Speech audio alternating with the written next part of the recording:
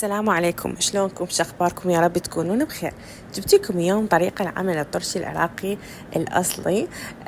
مثل ما تشوفون نحتاج خيار ونحتاج باذنجان من هذا الناعم الصغيروني، نغسله كل زين نتخلص من الأتربة.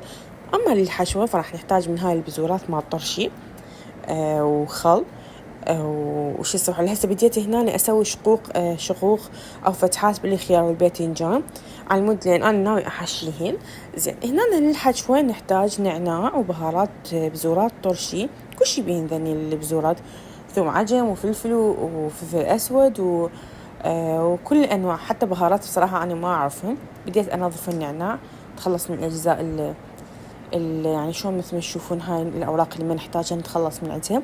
طبعا مو كل الثوم اللي شفتوه بالماعون استخدمته، حسيت راح يصير بطعم ثوم كلش قوي، بس اللي بهذا اللي مبين بالطاسة. هنا خلينا الخل يغلي بجدر على النار، وضفت له خاشوقتين ملح صخري أو ملح خشن. لما يفور خلينا الباذنجان والخيار.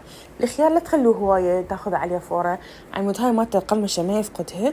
أنا فورة واحدة مثل ما تشوفون وطلعت الخيار، بس الباذنجان لا، أخذ وقت أكثر من عندي.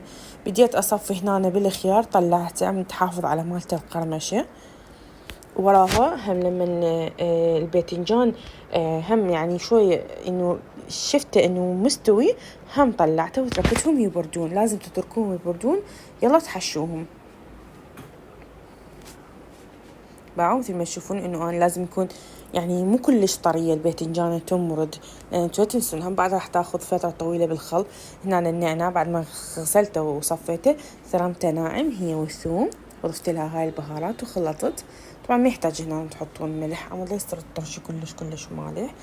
يعني أنا اكتفيت بالخاشوقتين الملعقة الطعام اللي خليتها.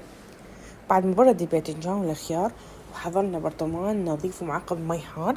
أفضل برطمان الزجاج، بس أنا لما كان متوفر عندي أو هو بالحقيقة وقع وانكسر فاستخدمت هذا البرطمان. هو عادي يعني تعقمه مي حار عادي ما عليه شي. وهنا أنا بديت أصف وأرتب الباذنجان.